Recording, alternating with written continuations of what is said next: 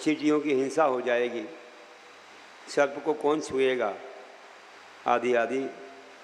और वे 3 दिन तक लगातार बैठे रहे, पीड़ा चिंतन ध्यान को जीतते रहे, उस पर विजय प्राप्त कर ली कि शरीर को हो रहा है जो कुछ हो रहा है, मेरी आत्मा तो अजर अमर अविनाशी है, आत्मा को कोई काट नहीं सकता, खा नहीं सकता, कोई भी जला नहीं सकता, मार नहीं सकता, आत्मा तो अजर अमर अविनाशी है।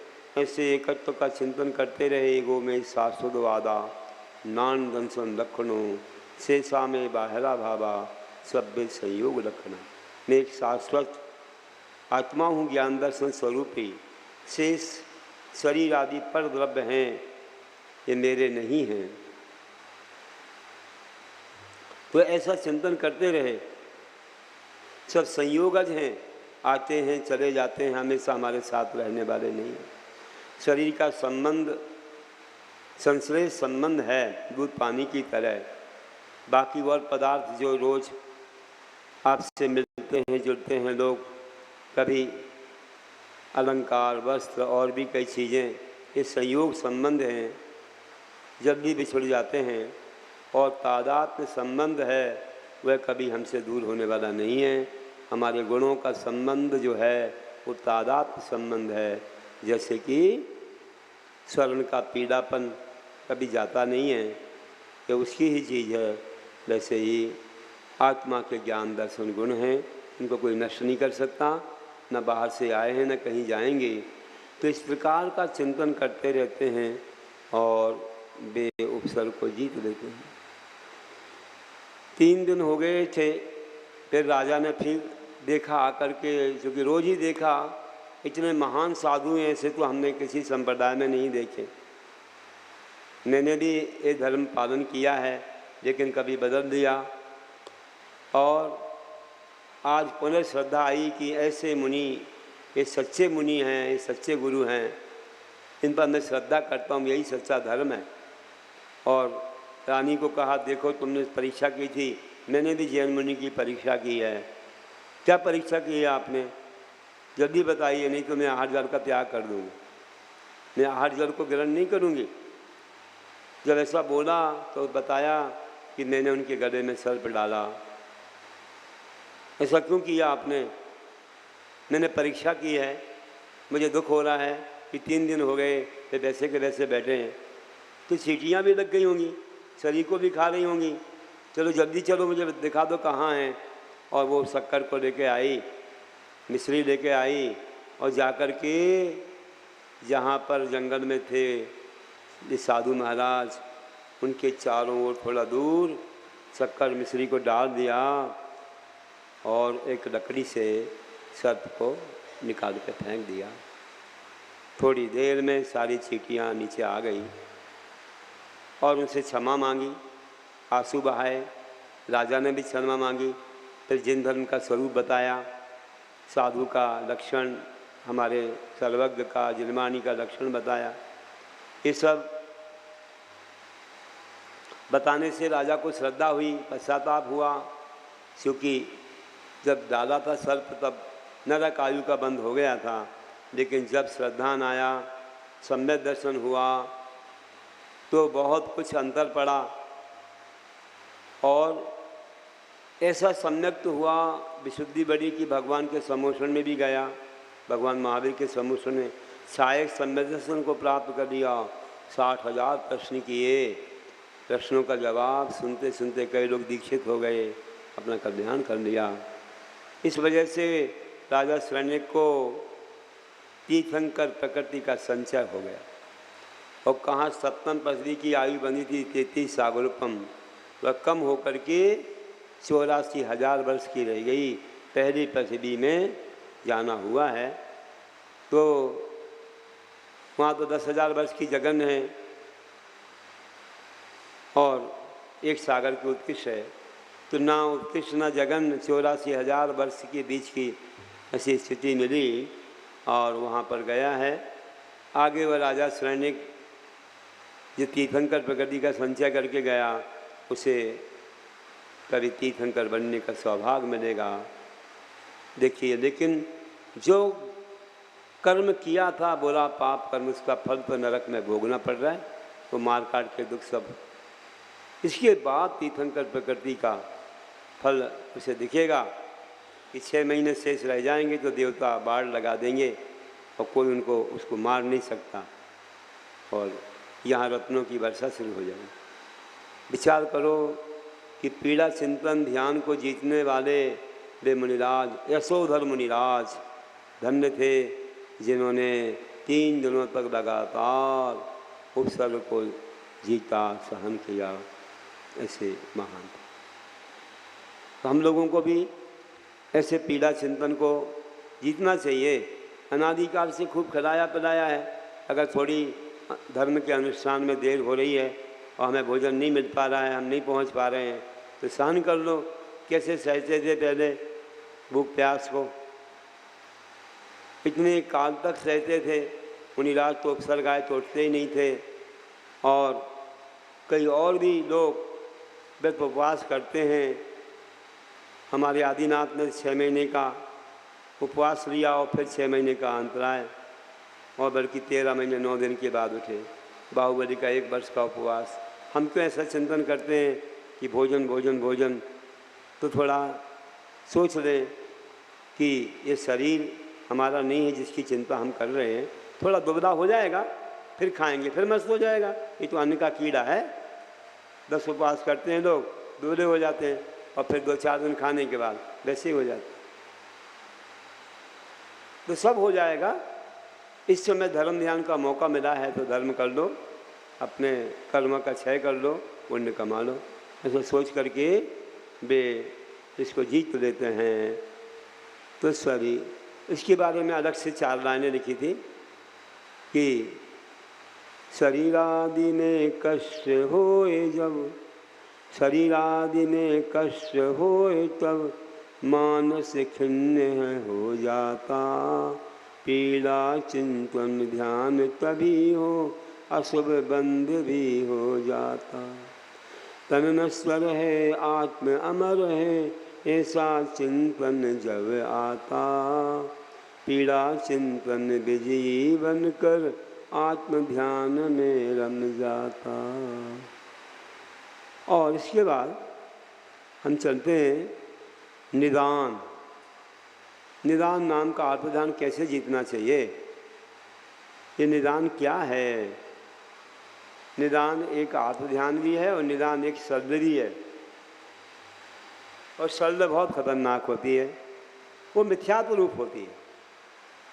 हमेशा ये सोचना कि मैंने जो धर्म किया है इसका फल मुझे अगले जीवन में इंद्र, चक्रवर्ती, नारायण, पति नारायण, या ये कोई राजा का वैभव मिले, सेठ का वैभव मिले, ऐसी संपदा मिले, ऐसे पदार्थ मुझे मिल जाएं। ऐसा सोचना ये निदान सरल है। वो अपने पूरे धर्म ध्यान को, जीवन की तपस्या को दांव पर लगा रहा है, और वह सोच रहा है कि इसके बदले सब ये मिल जाए मुझे।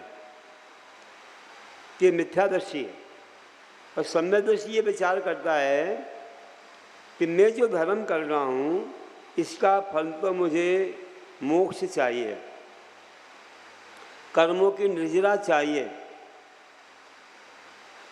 और हमें कुछ नहीं चाहिए, बाकी सब अपने आप मिलेगा।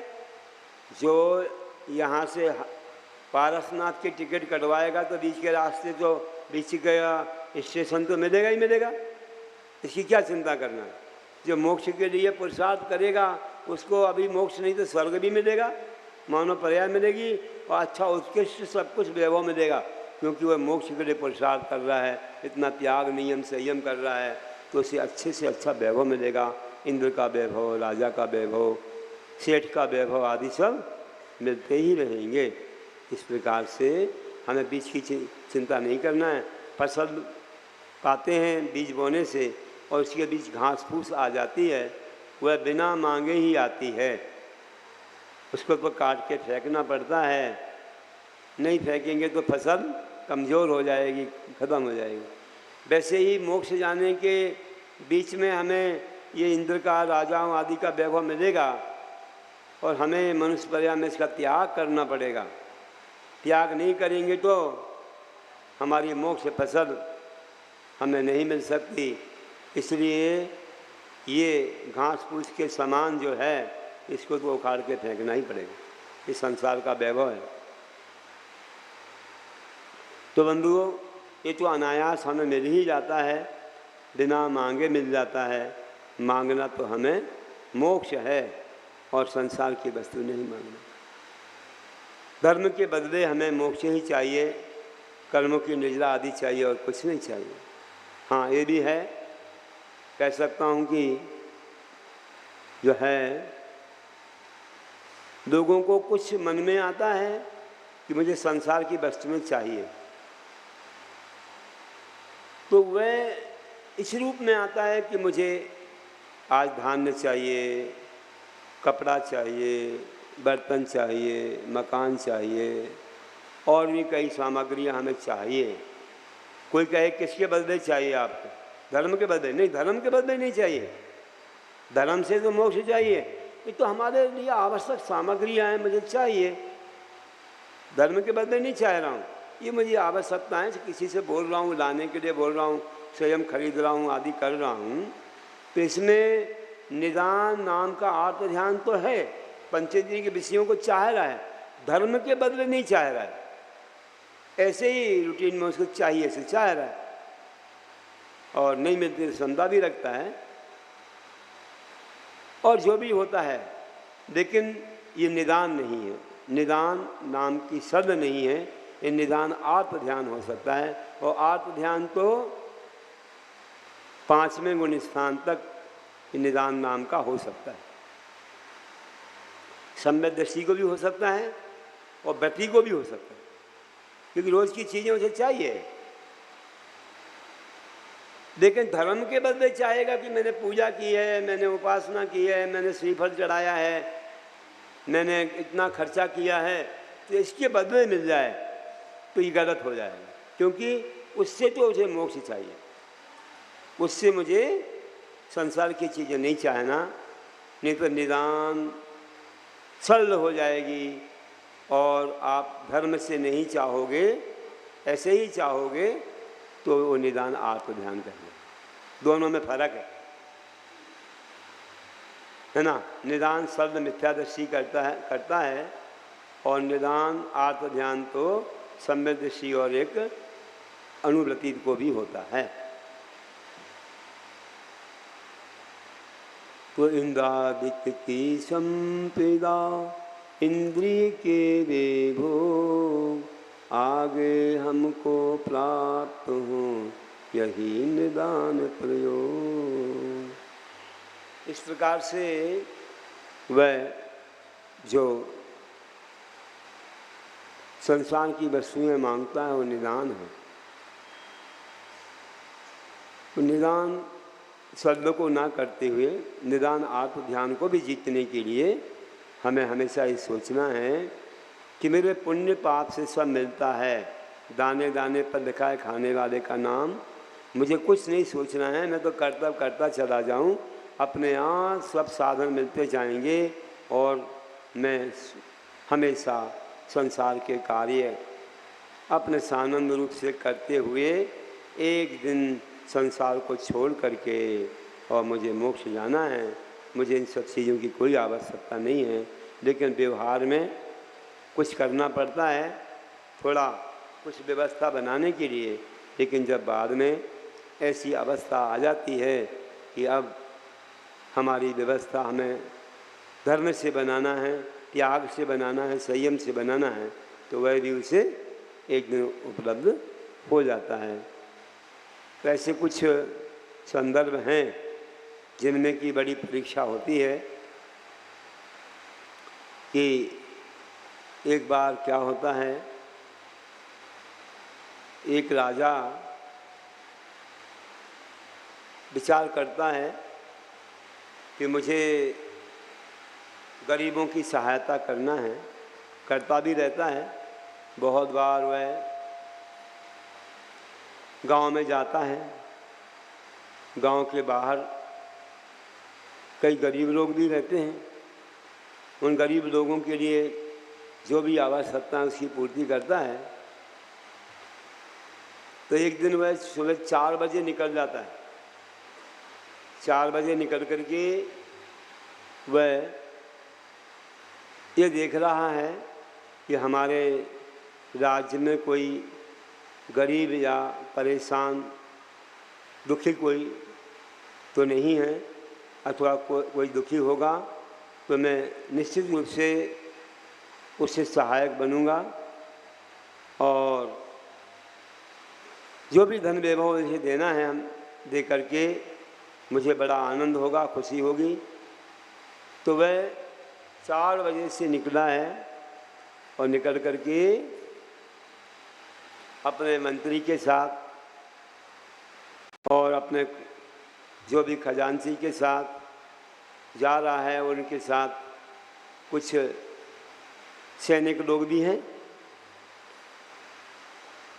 देखा उसने गांव के अंत में एक बुढ़िया एक वृक्ष के नीचे एक पत्थर पर बैठी है और छोटी सी कुटिया है, गरीब लगती है लेकिन जाप दे रही है, नमो हंताणम नमो सिद्धाणम आदि कर रही है।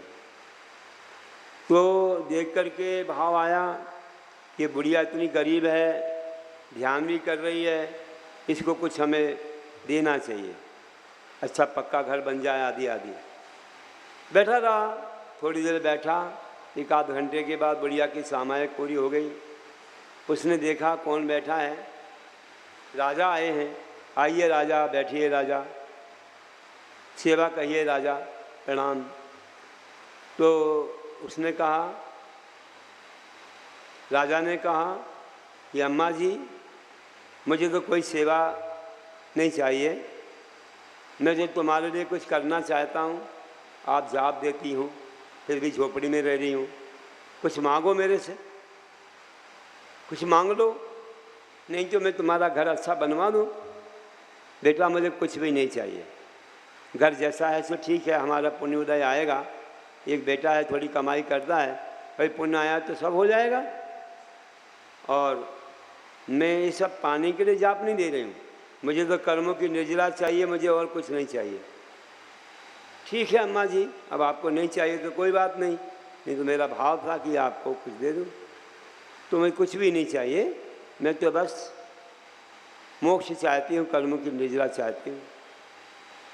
अधिक से अधिक वही बातें हैं कि दुख कहो कम्म कहो वो हिलाओ, सुगे गमन समाही मरणम जिन गुण संपत्ति हो। 6 बातें मुझे चाहिए, 7 में नहीं चाहिए। मेरे दुखों का क्षय हो, मेरे कर्मों का क्षय हो, मुझे बोधि का लाभ हो, सुगति गमन हो, समाधि मरण हो, ये 6 बातें हमें चाहिए और कुछ नहीं चाहिए, 7 में नहीं चाहिए। यही सम्यक दर्शन है। दुख का क्षय, कर्म का क्षय, सुगति गमन, है ना, तो ये सब चाहते हैं। समाधि मरण जिन भगवान के गुण रूप जो कि केवल ज्ञान आदि संपदा है, बस यही मुझे चाहिए और कुछ नहीं चाहिए। अपन भक्तियों में बोलते हैं दुख खो खो, साधु भी बोलते हैं, बस यही हम चाहते हैं। ठीक है अम्मा जी, तो आपको प्रणाम, हम आगे बढ़ते हैं, आपको कुछ नहीं चाहिए तो कोई बात नहीं, आप जैसी भावना भारी हैं आपका दुख दूर हो जाएगा, सब होगा। और आगे बढ़ गया।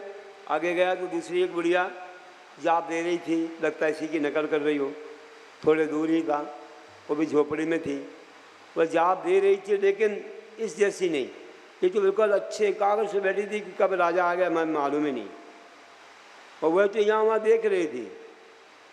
राजा के आने पर जो ही राजा आया तो आइए राजा, बैठिए राजा, स्वागत है राजा, सम्मान है राजा, ऐसा कहने लगी। और बस देवी नमा राजा नमा कर रही थी। अरे बहुत अच्छा है, ये देवी नमा राजा नमा कर रही है। पूछा अम्मा जी तुम्हें क्या चाहिए? अरे राजन चाहिए तो बहुत सारा है, आप क्या क्या देंगे, आप जो देना चाहें दे दीजिए। देखो मेरी टोटी झोपड़ी है, ये भी अच्छा बना दीजिए। हाँ बिल्कुल ज़रूर, तुम्हारी झोपड़ी अच्छा मकान बन जाएगी और अच्छे से तुम्हें धन दूँगा, अच्छे व्यापार वगैरह सब करेंगे। हाँ मेरा एक बेटा है उसका भी काम हो जाए। तो मैं धन दूँगा, भेजूँगा अपने राज्य में, अपने महल में जाके, और रत्न मोती हीरा पन्ना भेजूँगा। तो मुझसे थोड़े से ही अपना अच्छा मकान बना देना, बाकी और भी अपना व्यापार और भी जो कुछ करना है तो कर देना। ठीक है राजा, ठीक है, बहुत अच्छा हुआ। राजा हमारे बड़े उपकारी हैं, आदि आदि कहते हुए। और राजा ने फिर वहाँ से अपने महल में जाकर अपने मंत्री को बुलाया, खजांची को बुलाया और खजाना खुलवाया। उसमें से अच्छे अच्छे बेशकीमती रत्न, हीरा पन्ना जवाहरात जो भी थे, उनको सबको क्या किया, एक तरबूज लाओ बोला। तरबूज को चौकोर थोड़ा सा कहीं से थोड़ा सा उसका भाग काट करके और बाहर रखा, और पूरा अंदर से दल निकाल दिया, खाली हो गया। उसमें हीरा मोती पन्ना जवाहरात जो भी थे सब कुछ अंदर भर दिए, हीरा मोती आदि से भर करके, और उसको वैसे ही पैक कर दिया, चिपका दिया। और कहा मंत्री से, जाओ दूसरे नंबर की बुढ़िया को दे के आओ, जो राजा नमा देवी नमा कर रही थी उसको दे के आओ। तो खजांची मंत्री सैनिक सब गए और दूसरे नंबर की बुढ़िया जो देवी नमा राजा नमा कर रही थी उसको दे दिया। कहा लो, इससे अपना अच्छा घर बनाओ, व्यापार करो, सब कुछ करो, राजा तुमसे बहुत खुश है, ये दे दो। दे दिया उसको। अब दे दिया, अब क्या हुआ, यही कथा पूरी यहीं पूरी कर दें, हो गया। विश्वास आ रहा आपका? ऐसा हो सकता है? हो सकता है। नमो का वाली बुढ़िया को कुछ नहीं मिला और देवी नमा और राजा नमा वाले को मिल गया, ऐसा हो सकता है? अभी कथा तो अधूरी है। हमारे समृद्धि लोग कभी विश्वास नहीं कर सकते, ऐसा हो ही नहीं सकता। ये कैसे हो गया? अभी तो अधूरा है ना। दृष्टांत और सुनो, वो तरबूज का क्या होता है। उस बुढ़िया ने क्या किया, उस तरबूज को ले जा करके अपने को जो झोपड़ी थी उसके कोने में जा कर के रखा, और बड़ी ही सुरक्षा से रखा। उस पर एक बर्तन रख दिया, बर्तन पर बड़ा बर्तन और बड़ा बर्तन, ऐसे रखती गई, और अंदर दबा दिया कि रत्नों वाला तरबूज है, मेरा एक ही बेटा है, वो भी सर्वगुण संपन्न है। जानते सर्वगुण संपन्न सब लोग नहीं होते, मतलब खाने पीने वाला। अगर उसके हाथ में पड़ गया तो बेच देगा और शराब पी के आएगा। ऐसा कितने बार हो जाता है, पैसा नहीं मिले तो फल सब्जी बेच देता है, कुछ भी मिल गया घर का सामान बेच के आ जाता है। इसलिए जो है उसके हाथ में ना पड़ जाए तो वह बुढ़िया बहुत अच्छे से उसको ढक करके और फिर विश्राम करती है। रात हो गई जब विश्राम किया, भोजन बना के रख दिया। बेटा तो देर से आता था, भोजन करता है, खा पी करके विचार करता है कि कहीं कुछ और देख लूँ, माँ तो सो गई है, थोड़ा मिल जाए तो मैं कुछ पी करके आ जाऊँ। तो सब जगह देख ही रहा था, बर्तनों को उघाड़ के, और जब उतने सारे बर्तन जब उघाड़े तो नीचे मिल गया तरबूज। आज का काम तो बन गया, बस दे दिया। माँ तो सो रही थी, दिन भर की थक जाती थी सब काम करते करते, बेटा तो काम करवाता नहीं था। और वह बेटा गया और जा कर के एक सब्जी की दुकान, फल की दुकान, अब वो क्या कर रहा था भैया, मंगल कर रहा था, मतलब बंद करने के लिए तैयारी में था। वो जब भैया रुको रुको रुको रुको, बोला अरे क्या रुको रुको, कोई समय है क्या खरीदने का? अरे खरीदने थोड़ी आया हूँ, मैं तो बेचने आया हूँ। दादा क्या बेच रहा है? बस दिखाया तरबूज, हाँ इतने में लूँगा, हाँ चलो दे दो जितना भी है। और लिया और जा कर के पैसा दे के गया और पी करके आ। बहुत शोरगुल कर रहा था, बहुत ज़्यादा आवाज़ हो रही थी, बुढ़िया की नींद खुल गई। तो बुढ़िया ने सोचा आज क्या हो गया, बेटे को कहाँ से कुछ मिल गया, कहीं ऐसा तो नहीं है कि तरबूज चला गया हो। तो जाके जब देखा सारे बर्तन उगड़े पड़े, तरबूज तो गायब। लगता है उसके हाथ में आ गया, कहीं बेच दिया और बेच करके शराब पी के आ गया। अभी कुछ बोलेंगे तो मारेगा, इसे आराम से सो जाओ, जैसे हमेशा होता रहा वैसे हो गया, अब क्या करना है, मेरे भाग में नहीं तो नहीं, सो गई। चलो यहाँ का तो हो गया काम। अब जो पहले नंबर की बुढ़िया थी उसका एक बेटा था और सर्वगुण संपन्न था, थोड़े से गुण थे उसके पास। कौन से गुण थे? उसका बेटा रात में नहीं खाता था, कोई व्यसन नहीं, जुआ, चोरी, शिकार, मांस, शराब, वेश्या, गमन वगैरह, परिस्थिति सेवन कुछ नहीं।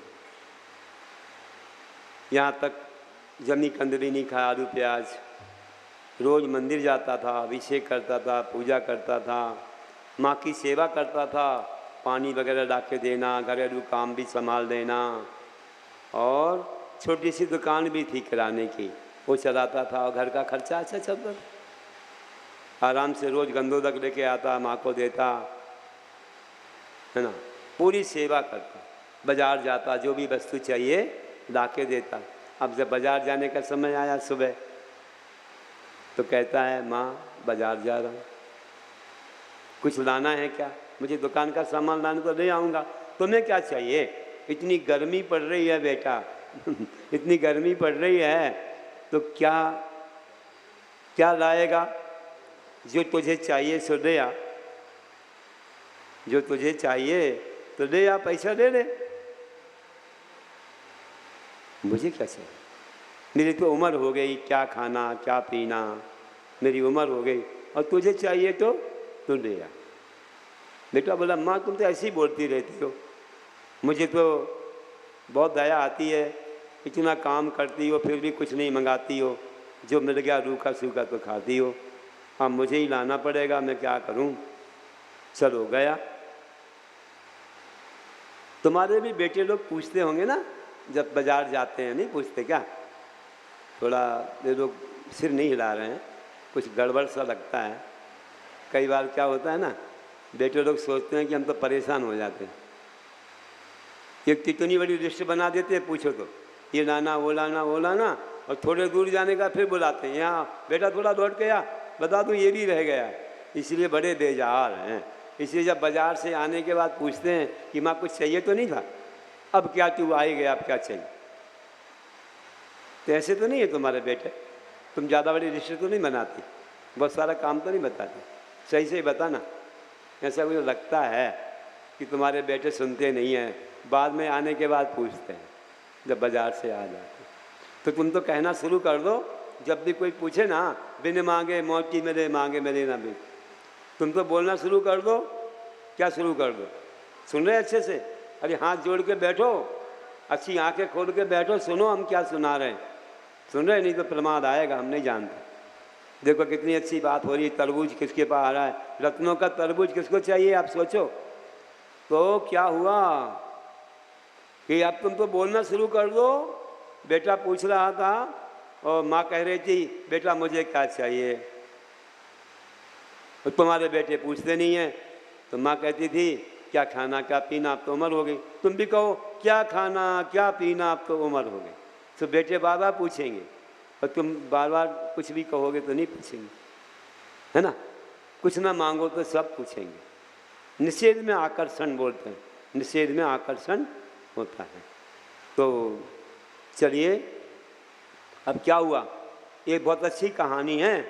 अगर ये कहानी आप सुनेंगे, अच्छे से बैठो, बढ़िया ठीक बैठ जाओ सीधे। अगर सुनोगे तो आप बच्चों को सुना करके आप नाटक करवा सकते हैं। इसका नाटक बनाते हैं दशलक्षण पर्व में, सम्यक दर्शन का नाटक या नमोकार मंत्र की महिमा का नाटक बनता है पाठशाला में। इतना बढ़िया है, बहुत सरल भी है, ज़्यादा पात्र नहीं चाहिए। कितने पात्र चाहिए हम बता देंगे। तो बहुत अच्छा करते हैं बच्चे लोग। तो क्या हुआ कि कहा बेटा जो कुछ लाना तो लाना, ठीक है, पैसा लिया, चला गया, अपने दुकान का माल थोड़ा बहुत लिया, और बाद में सोचा चलो भैया माँ को भी कुछ ले लो, कुछ ले लो, सब्जी वगैरह कुछ ले लो। तो वो दुकान पर पहुंच गया, वही दुकान थी, समझ में आ गया। वही फल की दुकान और सब्जी की दुकान, सबसे आगे रखा था तरबूज, सब्जी सबसे आगे। पूछा भैया इसका क्या भाव है, उसने बताया थोड़ा बढ़ के, ठहरा करके सही दाम से मिल गया। उठाया तो बड़ा वजनदार, हे भगवान इतना वजनदार, ये तो उठना कठिन हो रहा है, अच्छा पक गया है लगता है, बढ़िया। उसको उठाया और कंधे पर रख लिया, भागा भागा भागा भागा, पहुंचा अपने घर। अम्मा, माँ जल्दी आ जल्दी आ जल्दी आ, मेरे कंधे में दर्द हो गया। अरे तू तो ऐसा ही लाता है, इतना बड़ा लेके आ गया, कौन खाएगा? अरे माँ बहुत ठंडा है, इतनी गर्मी पड़ रही है, अच्छा लेके आया हूँ, बढ़िया बढ़िया है। तो जल्दी तो आ, भोजन का टाइम हो गया, अभी भोजन का ये समय हो गया और तू देर से आ रहा है, हाथ पैर धो ले, पहले भोजन कर ले। तो तरबूज पहले थोड़ी खाना पड़ता है, तो अंत में खिलाएंगे, नहीं तो ये खा देगा तो भूख मिट जाएगी, पहले नंबर भोजन कर ले। तो भोजन उसने बढ़िया हाथ बार धो करके सब व्यवस्थित भोजन करने लगा।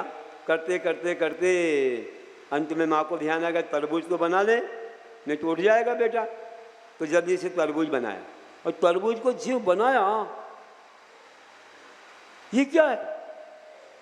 प्रकाश फैल गया, लाल नीला पीला, ऐसा चमचम झकझक। हे भगवान, तरबूज में रत्न कहाँ से आ गए? पहली बार देखा। जैसे रत्नों की वर्षा होती तीर्थंकरों को, महाराज लोग के आहार होते हैं, वहाँ भी पंचास्तरी होते, रत्नों की वर्षा हो जाती है। लगता है मैंने खूब नमोकार की मालाएं फेरी, मांगने पर भी कुछ नहीं मांगा, राजा ने भी कहा कुछ नहीं लिया, किसी की चोरी नहीं, किसी की बुरी भावना नहीं। लगता है मेरे व्रत नियम का प्रभाव, और मेरे बेटे ने भी जो खूब अभिषेक पूजा और खूब दान धर्म किया, महाराज जी आते तो देने जाता, भेजने जाता, उनकी भैयाबत्ती करता, आदि आदि। इतना अच्छा मेरा बेटा थोड़े से गुणों वाला बेटा है, सर्वगुण संपन्न नहीं है।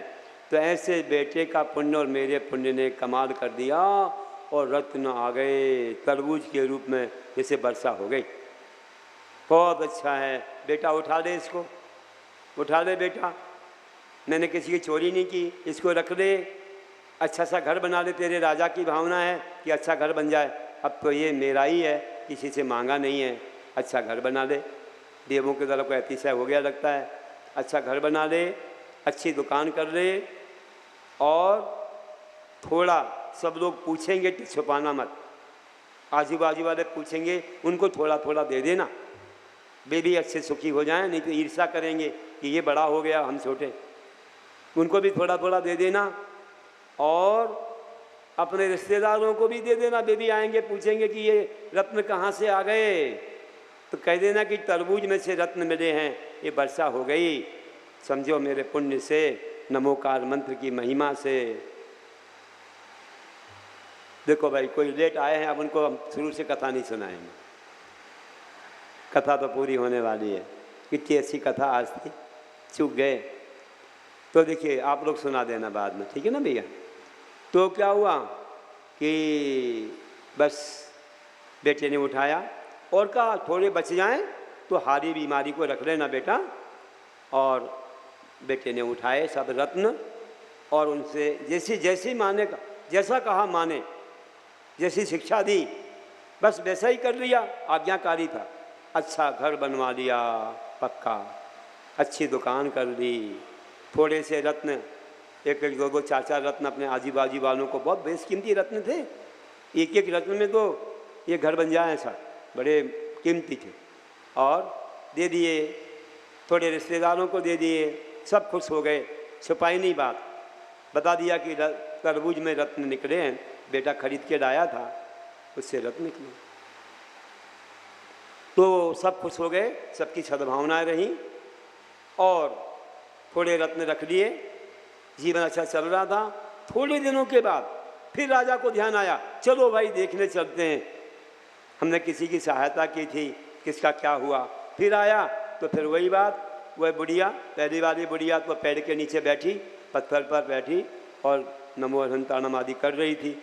राजा देखने लगा, देखा बुढ़िया वही है और वही मंत्र है, वही पेड़, वही शिला है, लेकिन झोपड़ी कहाँ गई?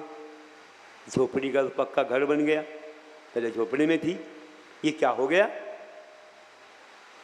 राजा सोचता है पूछूंगा मैं आज क्या हो गया, क्या हो गया। वो हमारा तरबूज तो वहीं पहुंचा होगा, इसके पास तो आया नहीं। मैं तो मंत्री को बोला था कि दूसरी बारी बुढ़िया को देना, तो देवी नमा राजा नमा करती है, कहीं इसने यहाँ उसने यहाँ तो नहीं दे दिया। तो बैठा रहा। जब सामायिक पूरी हो गई तो उठ के देखती है राजा पधारे, आइए राजा, स्वागत है, सम्मान है, सेवा कहिए। बोले और कोई सेवा नहीं चाहिए मुझे अम्मा जी, मुझे कुछ नहीं चाहिए, मुझे इतना ही पूछना है कि आपका घर कैसे बन गया, पक्का घर बन गया? मैंने कहा था मैं बनवा दूंगा, आपने कहा मुझे नहीं चाहिए, हमारी मेहनत की कमाई जो बेटा करेगा, हमारा बेटा तो बहुत अच्छा बेटा है, थोड़े गुणों से संपन्न है, सर्वगुण संपन्न नहीं है, पीने खाने वाला नहीं है, रात में नहीं खाता, जमीकंद नहीं खाता, मंदिर जाता, अभिषेक करता, पूजा करता, मुझे गंधोदक देता, महाराज जी आए तो देने जाता, भेजने जाता और मेरी आज्ञा मानता। ऐसा बेटा छोटी सी दुकान करता रहा। और राजा क्या बताऊं, वह बेटा बाजार गया था, एक तरबूज लेके आया, तरबूज में हमने जब उसको बनाया उससे रत्न निकले, उन रत्नों से मैंने घर बनवा दिया, आजू बाजू वालों को दे दिया, रिश्तेदारों को दिया, और कुछ रत्न रख लिए, आपको दे दूं क्या? राजा बोला बस बस बस, रहने दो, रखो, आपका वहाँ पुण्य है। अपने रहस्य को खोला नहीं कि मैंने ही तरबूज कहीं भेजा था, अभी बोल दूंगा तो इसे दुख हो जाएगा, इसलिए उस बात को रहस्य में ही रख दिया। बोला अम्मा जी बहुत धन्यवाद है, मुझे नहीं चाहिए, मेरे पास तो खजाने भरे हैं। अब जल्दी से आगे जाता है कि मैंने तरबूज जिसको भेजा था उसका क्या हुआ। अब बुढ़िया वहाँ पर बैठी थी, देख रही थी कभी राजा आ जाएं। अब राजा पहुँचे नहीं हुई, एकदम भागी, आओ राजा पधारो, राजा देवी नमा, राजा नमा, देवी ना, राजा नमा। हे भगवान क्या हो गया? अरे राजा मेरी तो किस्मत ही फूटी है, मेरे भाग ही फूटे हैं, मैं क्या करूं? आपने तो भेजा था, लेकिन देखो मेरी झोपड़ी तो अब गिरने वाली है। तो मैंने भेजा था ना, तरबूज भेजा था ना, उसमें रत्न मोती सब थे ना? हाँ भेजे थे, आपने मुझे दिया था, मंत्री ने आके सबने, मैंने उसको बहुत छुपा के रख दिया था, लेकिन मैं क्या करूं, मेरे भाग ऐसे खोटे हैं कि मेरा एक बेटा है, सर्वगुण संपन्न है, पीता खाता है, मैं छुपा के रखती थी बर्तनों के नीचे ढाक के, कब आ गया, कब दे गया, कब जाके बेच दिया और शराब पी के आ गया। मैंने देखा तरबूज गायब, कुछ बोलूं तो मारेगा, तो मैं सो गई, राजा मेरे भाग में नहीं था, अब कुछ तो करो। राजा बोला धिक्कार है तुझे, धिक्कार है, तेरे मंत्र में कोई शक्ति नहीं है, तो देवी नमा बोलती है, देवी में कोई शक्ति नहीं, ये मिथ्यात्व है, पाप है, इसे छोड़ दे, राजा नमा में कोई शक्ति नहीं है। देख बुढ़िया नमोकार मंत्र पढ़ती है, उसका जीवन देख, उसको मैंने कुछ नहीं दिया, फिर भी उसका मकान बन गया, फिर भी उसका सब कुछ हो गया। और कुछ दूसरा नहीं बताया, ये बताया कि देख उसके पुण्य से नमोकार मन से हुआ है, तू भी नमोकार का जाप कर, तेरा भी कल्याण होगा। नमोकार के जाप से ही सब कुछ होता है। नमो अरिहंताणम, नमो सिद्धाणम, नमो आर्याणम, नमो अध्यायाणम, नमो लोए सब सावुणम। ऐसा राजा ने भी मंत्र का उच्चारण किया, उसे समझाया, वो भी नमोकार जपने लगी। उसने कहा मेरा कल्याण कैसे होगा, मेरा बेटा सर्वगुण संपन्न है। राजा तो मुझे पहले बता दे, मैं जेल में बंद कर देता। नहीं मेरा बेटा, इसको तो मेरा बेटा कहती है, और चला गया तरबूज, तो फिर कुछ नहीं। तो इस प्रकार से ऐसे लोगों के भाग रहते हैं जो व्यसनी होते हैं, जो लोग मिथ्यात्व करते हैं, देवी देवता और सब करते हैं, सब जिस किसी भी नमस्कार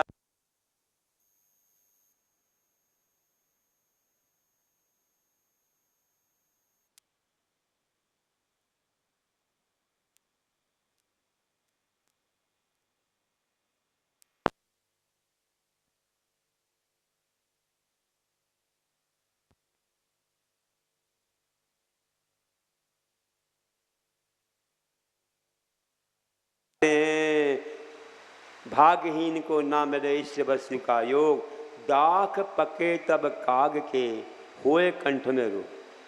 कि भागहीन को ना मिले ईश्वर वस्तु का योग, दाख पके तब काग के होए कंठ में रो। काग सोचता, कौआ सोचता है कि ये दाख पकेगी तो मैं खाऊंगा, ये अंगूर पक जाएगा तो मैं खाऊंगा, और जब पकता है तब कंठ में रोग आ जाता है तो खा नहीं पाता। तो भाग्यहीन को जब अच्छा मिलने का मौका आता है तो उसके कुछ ना कुछ ऐसे ही कारण हो जाते हैं निमित्त कि उसका लाभ पूरा उठा नहीं पाता है। कई लोग महाराज जी को बुलाते हैं, आइए चातुर्मास हमारे नगर में आइए, और महाराज जी आ गए तब वे बीमार पड़ जाते हैं। महाराज जी आ गए तब उन्हें संसार की चिंता हो जाती है। पहले बोलते हम रोज़ प्रवचन सुनेंगे, सही समय से आएंगे, पूरा प्रवचन सुनेंगे, सबको सुनाएंगे, और वे लोग लेट हो जाते हैं। बताओ, वे लोग नहीं आते हैं। बताओ, पहले तो बोलते हैं कि महाराज जी आओ आओ, हम आपका पूरा उपयोग करेंगे, और उन्हीं को हम सुनाने आते हो, वे लोग दिखते नहीं हैं। बताओ, हम किसी को नहीं देख रहे ना, हम किसी को देख नहीं रहे ना, हम किसी के बारे नहीं बोल रहे, हम तो भैया सामान्य से बोल रहे। अब आप जानते हो तो आप जानते हो, हमें नहीं हो। तो ऐसा है। अब कल से जो है ना ध्यान रखना है, बिल्कुल सही सही ध्यान रखना, और बिल्कुल ईमानदारी से काम करना, बहाना नहीं बनाना यहाँ गए वहाँ गए। हाँ, गाते हैं तो कोई बात नहीं, वो ईमानदारी है, और नहीं गए हैं तो ये नहीं कि सोते रहो, घर में खाते रहो, सब तो प्रवचन सुने, अपन नाश्ता करते रहो, टीवी देखते रहो, तो सब लोग बोलेंगे अरे भैया हम लोग भूल गए, गलती कर दी हमने, हम भूल गया, गलती कर दी हमने, गलत जगह वोट डाल दिया, हमारा वोट तो गलत जगह चला गया। तो ऐसा ना हो, तो इसलिए जो है ना अच्छी जगह वोट गया है, अच्छा काम है, बढ़िया है, सही समय से आते हैं, महाराज को बुलाते हैं, निवेदन करते हैं, प्रवचन के लिए बैठते हैं, फिर अच्छे सबको बुलाते हैं, बिठाते हैं, और सबको देख के आनंदित होते, भैया बड़े लोग आए हैं, पहले तो हमको भी जाना है, अब बड़े नहीं दिखेंगे तो छोटे लोग यहाँ वहाँ भाग जाएंगे। इसलिए अपन को हर बात, कीमती बातें भी आती हैं, बहुत महत्वपूर्ण बातें आती हैं जो बार बार रिपीट नहीं की जा सकती है। फिर भी उदाहरण हमने थोड़ा बहुत तो रिपीट कर ही दिया, किसी ढंग से कर दिया जिससे इनके कान में आ जाए वो बात, और फिर पाठशाला वालों को समझ में आ जाए तो जल्दी से नाटक तैयार हो जाए।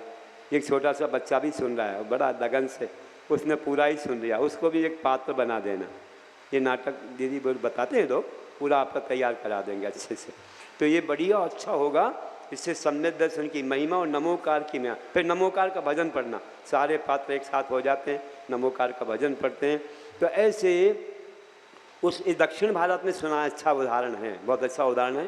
तो उस बुढ़िया ने निदान नहीं किया, देखो मांग राजा ने कितना बोला तो भी नहीं लिया, मैं धर्म कर रही हूँ तो मेरा उद्देश्य है दुख को कम को बोही लाओ सुगई गमनम समाई मनम जिनगुण संपत्ति हो दुमजम। 6 बातें मांगना चाहिए, 7 नहीं कभी नहीं मांगना चाहिए। हमारे गुरु भी मांगते थे, हम भी मांगते, हमारी भक्तियों में आता है सब। अब आप क्या मांगते हो? एक विधान क्या किया, नारियल क्या चढ़ाया, एक नारियल चढ़ा दिया, कितनी सारी बातें बोल रहा था व्यक्ति, क्या मालूम क्या क्या बोल रहा था, और चढ़ा दिया और फिर उठा दिया। मैंने कहा ये क्या कर दिया, निर्माल है तो बोलता एक बात भूल गए थे।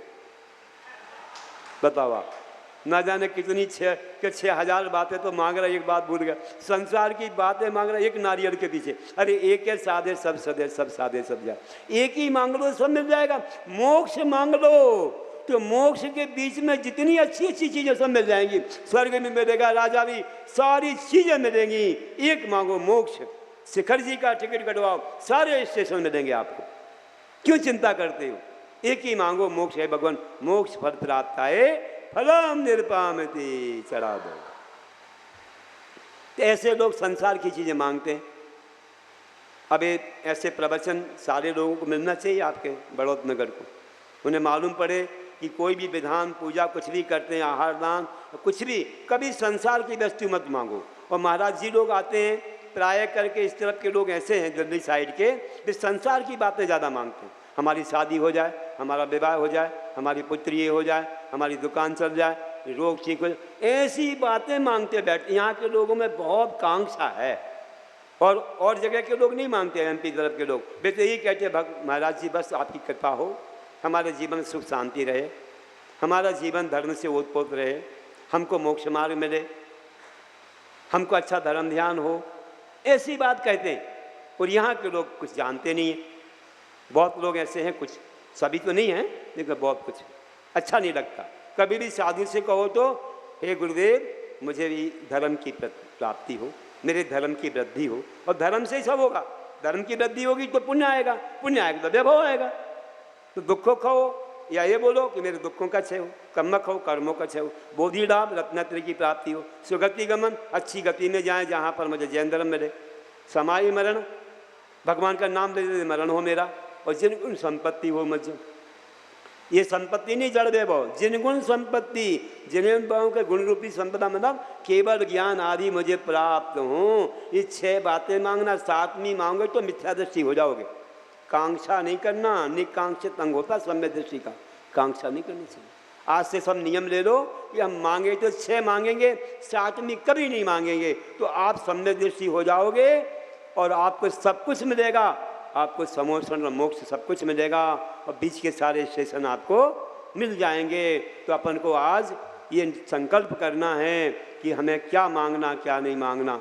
तो अंत में हाथ जोड़ो सब लोग, बोलो हे भगवान, हे गुरुदेव, हे जिनवाणी, मुझे अगले जीवन में मोक्ष का लाभ हो, मेरे दुखों का क्षय हो, मेरे कर्मों का क्षय हो, बोधि का लाभ हो, सुगति गमन हो, समाधि मरण हो, और जिनेन्द्र भगवान के केवल ज्ञान आदि गुणों की प्राप्ति हो, और मुझे कुछ नहीं चाहिए, बस इसी में सब कुछ है। अब दुख का क्षय होगा तो सुख मिलेगा ही अपने आप, ठीक है ना भैया। तो आज आपने नियम ले लिया, और वीतराग से ही ये मांगना है, सरागी दे नहीं सकता, सरागी तो संसार में है, वो क्या देगा आपको, भगवान के गुण, ये तो आपको वीतरागी से मिलेंगे। तो अंत में 4 लाइनें जो और अलग से बनाई थी कि पल पल में मन विषय भोग के चिंतन में है जब जाता, भोगों में जा चित्त ध्यान व निदान आर्त ही कहलाता, पूर्व पुण्य से स्वतः वस्तु का लाभ मिले ना चाह रहे, निदान आर्त ध्यान को जीतो सदा मोक्ष की राह रहे, निदान आर्त ध्यान को जीतो सदा मोक्ष की राह रहे। बोलिए महावीर भगवान की जय। कल बहुत अच्छी क्लास चली थी, करीब 40-50 लोग बैठे शाम को, और बहन ने क्लास ली आगमन योग, यहाँ सब बैठे थे अच्छे, और आगमन योग पुस्तकें ये सबको दी गई थी, और इसको जो पढ़ेगा उसको एक सम्यक ज्ञान भूषण की पदवी मिलेगी, उपाधि, वो उनके लिए सर्टिफिकेट मिलेगा, प्रमाण पत्र पढ़ने के बाद। और इसका दूसरा भाग है, उसको पढ़ेंगे तो सिद्धांत भूषण का, इसमें प्रथमान योग, कर्णान योग, उसमें चरणान लवन। कल शाम को क्लास हुई 7:30 बजे, 8 बजे तक क्लास हो गई, और प्रश्न मंच भी हुआ था, और अच्छे प्रश्न पूछे गए थे। इसमें 13 वर्ष से लेकर के बड़े सब बैठे थे, कल इतनी संख्या हो गई थी यहाँ, बहुत अच्छा लगा। तो ये क्लास प्रारंभ हो चुकी है, और शाम को ये पुस्तकें मिलेंगी आपको। कुछ दिनों के बाद आपको घर के लिए भी मिल जाएंगी, कोई प्रश्नोत्तरी लिखने के लिए, अभी तो यहीं पर मिलेंगी। तो सही समय से आपको आना है शाम को स्वाध्याय में। ये अच्छा काम हो रहा है, कितनी महिला मंडल लाभ दे रही हैं, इनको ये प्रमाण पत्र मिलने वाला है। तो अच्छे शंका समाधान भी हुए, प्रश्न मंच भी हुआ, बच्चों की संख्या भी बढ़ गई है, और ये लोग अच्छे पुरस्कार भी बड़े बड़े ला रहे हैं, बहुत अच्छा इनका उत्साह है। तो ऐसे हम लोग अपना कार्य अच्छे से करेंगे, और ऐसे धर्म की प्रभावना बढ़ती जाए। बस जिनवाणी की स्तुति पढ़ेंगे। जावाणी के ज्ञान थे सूझे लोकालोक, सोवाणी मस्तक नमो सदा दे कहो ढोक, हे जिनवाणी भारती तो ही जपो दिन रेन, जो तेरी शरणा गए सो पावे सुख चैन, देव भजो अरिहंत को गुरु सेवा निर्ग्रंथ, दया धर्म पालो सदा यही मोक्ष का।